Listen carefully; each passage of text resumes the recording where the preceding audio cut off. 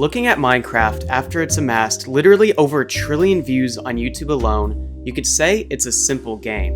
A textbook open sandbox world, with the whole point of the game being similar to that of playing with Lego. You enter a randomly generated world with no instruction, no missions, no quests, no other characters even. Just you and Minecraft's endless creative possibility. You may very well use hundreds of verbs when describing all that is possible in the game. As simple as Minecraft's premise sounds, Mojang took it and turned it into a completely unique gameplay experience. From the oddly charming cubes that make up every visual in the game to all the mobs and biomes, Minecraft is at the very least distinctive, even to the average person who may have never played a video game. Minecraft has set its identity apart from everyone in so many ways, including in such a way that sets apart nearly any major video game title. The such way that I'm referring to is at the core of thousands of Minecraft videos and online discussions. That such way is the lore. This silly block game does indeed have a fair amount of lore, even if most of it is admittedly purported by fans rather than the official Minecraft parent company Mojang. Minecraft's premise, as described, makes for a uniquely creative playing experience, and with that, it's only inevitable that player creativity will extend beyond the gameplay alone. As basic as Minecraft sounds due to the way that I've described it, it will sprinkle in its own original aspects in order to carve out more of an identity. Many of its naturally generated structures, dimensions, and mobs are entirely the developer's own ideas. These aspects are primarily where most other Minecraft lore originates. The most enthralling Minecraft lore that exists manifests due to a couple things. A. Cave ambience, and B. 2 particular music discs. With those 2 factors being listed, you probably know what lore I'm referring to, especially if you're familiar with my YouTube channel, the Minecraft Cave Sounds Theory. What is the Cave Sounds Theory? What even are cave sounds?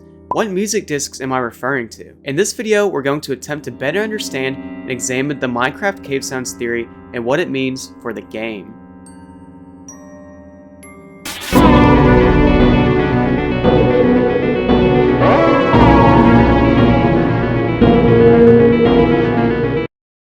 I've covered the Cave Sounds Theory extensively in the form of 2 videos, but in the years since their creation, not only Minecraft but my understanding of the theory has changed greatly. I've tried lumping together cave ambience, music discs 11 and 13, underground structures, and even hell, the Warden, but I've done so in ways that looking back may have been early conclusions. I've read and replied to literally thousands of comments from viewers under my original Cave Sounds Theory video since its release. I've come to the conclusion since that I really need to redo my take on the theory, and not only that, but dramatically change it. Let's start with what I believed 3 years ago.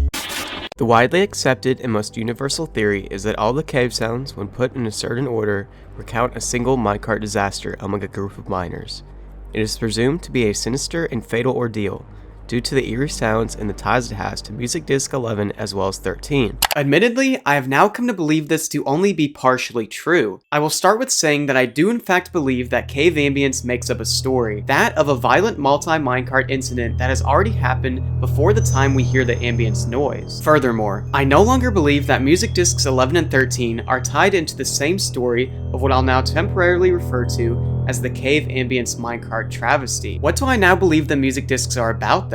2 years ago, I played through both music discs and compared them separately, even though it wasn't a year earlier that I played them together and pointed out how well they complemented each other. I declared in that latest video though, that it was a story of a miner, who seems like he was in trouble, being chased and nearly making it to the mine's entrance before likely being killed by an enderman. All of that I still believe to this day. Only, I'd like to make a clear declaration of that theory rather than the looser versions of it that I made previously. And, as I've stated, I no longer believe that this music disc story is tied to the cave ambience minecart travesty story. Let's now separate the bulk of this cave sounds theory video into 2 parts. A cave ambience minecart travesty theory section, and a music discs incident theory section.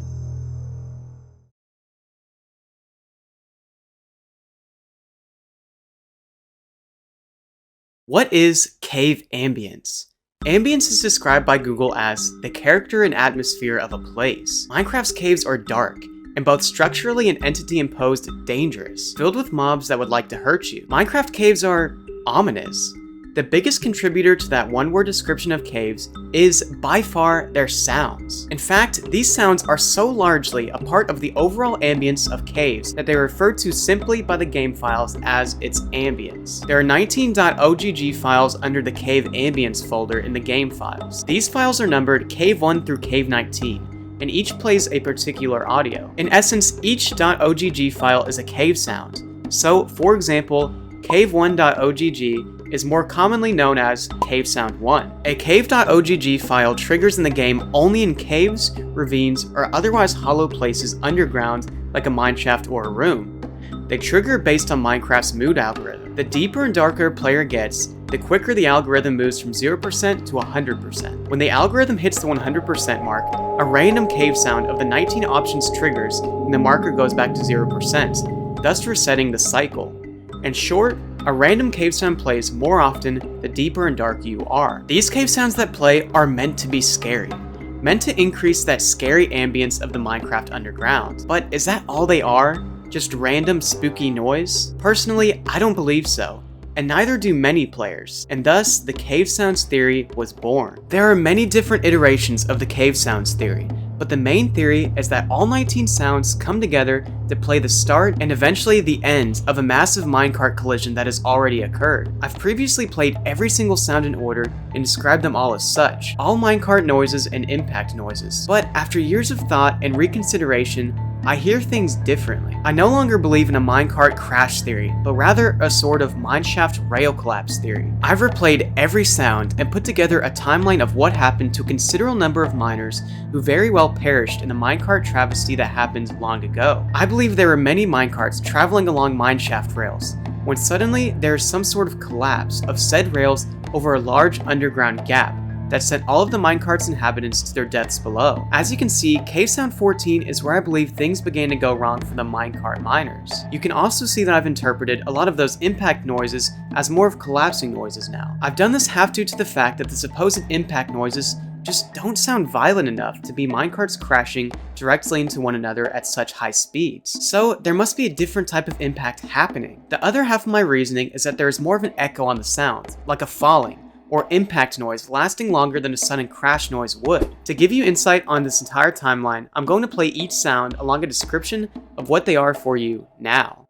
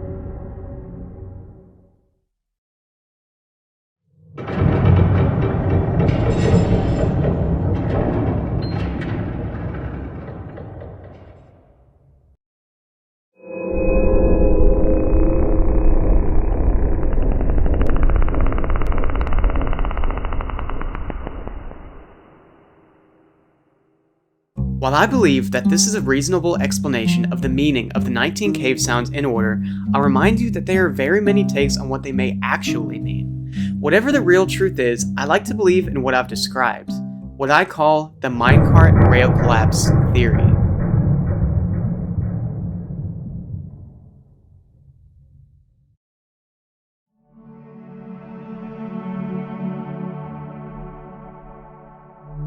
Now that we've discussed the truth of that part of what was the cave sounds theory, now I feel I need to amend the music discs 11 and 13 relation to it. Again, I no longer believe that the music discs have anything to do with the minecart rail collapse. I do, however, believe that they are their own story, and an extremely terrifying one at that. What are Minecraft music discs? In short, there are 16 unique music discs in Minecraft, and each one has its own track on it. Each one is obtainable in some way, some rarer than the next. 14 of the tracks are instrumental songs, some exciting, some vibey, and some borderline monotone. But there are 2 discs completely different from the rest, and most interestingly, as similar to each other as they are different from the rest. Music Disc 11 is the most unique. It plays very depressing sounding music, setting a dark and creepy tone. Throughout it, you hear a man coughing, a flint and steel being lit, pages flipping, and ultimately, a fast and horrifying chase that ends with a horrible sound playing before the recording goes flat. I've already deducted that the sound playing at the end was more likely than not an Enderman attacking the player, who seems to have nearly made it out of the mineshaft before perishing. Music Disc 11 is a story. It's not music, not a tone setter. Though, Music Disc 13 is. Music Disc 13 is a regular looking disc compared to the rest, especially compared to Music Disc 11, though they say to never judge a book by its cover. Music Disc 13 is horrifying. It sends goosebumps down your spine. It's if creepiness was a person and tried to make music. The horror really sets in at the minute 45 mark though, when you hear a hiss, then a massive, violent explosion with a ton of echo, presumably due to it taking place in a cave. Following the explosion, you can hear a water splash, and then something exiting the water, followed with rapid footsteps that cut off quietly, with the track then ending. While the miner running for his life in Disc 11 sounds like a completely different scenario than what is happening in Disc 13, it is actually the same incident occurring. Here's audio of both music discs being played together, the starts being trimmed down to match their endings. I'll warn you, the explosion and water splash in Disc 13, triggering the miner's dash for his life in Disc 11 is horrifying to listen to.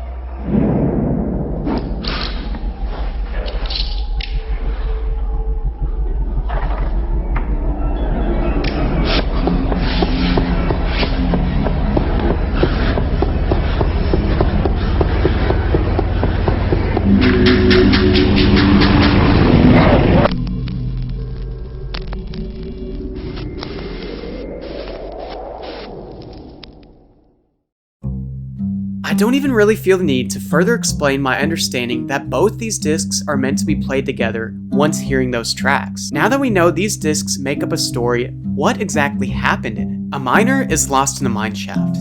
He's trying to light a flint and steel, presumably to light up his surroundings.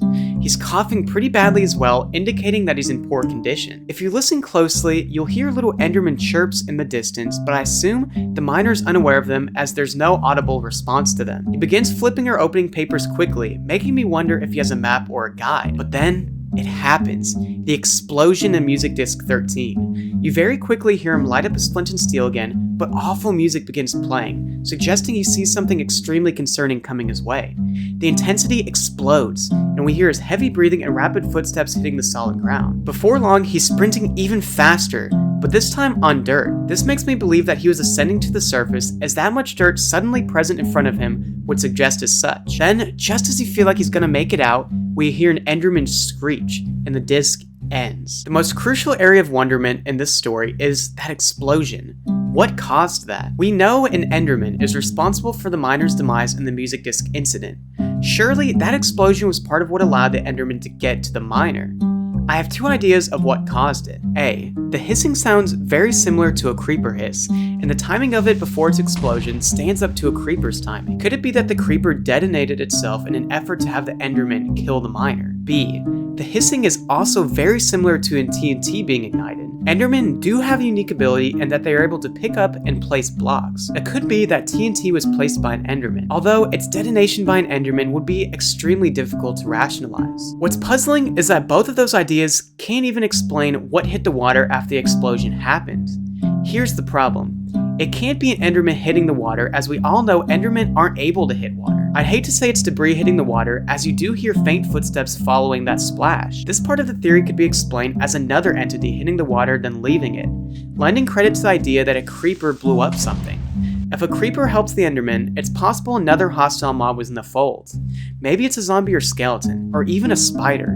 Whatever the explosion is about, we know that the miner heard it happen in the near distance, and that the explosion was done in order to get to the miner, as he was presumably already on the run from something. With all of that being said, I think I've given a good explanation into what I dub the music disc incident theory. With both of those theories being explained as separate events, it becomes clear why I don't believe them to be connected. There are a few main reasons why. A. The music disc incident is about one miner running from an Enderman, dying at the hands of one. The Minecart rail collapse theory is about many miners, dying at the hands of a structural disaster rather than those of a malicious mob. B. The explosion that occurs in Disc 13 could not be part of the Minecart rail collapse theory. The rail collapse we hear happens throughout sounds 14 and on, happening in parts. That explosion heard in Music Disc 13 ends with only a single object or entity hitting the water. If the explosion in Disc 13 were to be what causes the rail collapse, we would have heard many miners, minecarts, debris, etc. hitting the water even in Disc 11. It is very unlikely a miner both survived the rail collapse just to be hunted down by an Enderman as well. You'd very likely have to try and say that the Enderman is what caused the rail collapse, which again, I've doubted an Enderman would even have the means to light a TNT block, much less collapse an entire railway. Alongside many other holes you could poke into a potential link between the two theories, the three reasons I've given are strong ones. The Minecart rail collapse theory and the music disc incident theory are not connected. They are two separate horror stories that elevate Minecraft lore. Minecraft is an incredible game, one that enthralls us with this lore seemingly carefully placed underneath the game's primary mission, to entertain and immerse us with its creative possibility. There are many audience draws under the Minecraft umbrella. Streamers playing hardcore, Redstoners creating technical wonders, YouTubers playing fascinating challenges, and even people like us analyzing the game's lore. The Minecart rail collapse and the music disc incident theories are good for Minecraft. They keep us interested in the game, get us thinking, but most importantly, they let us be creative.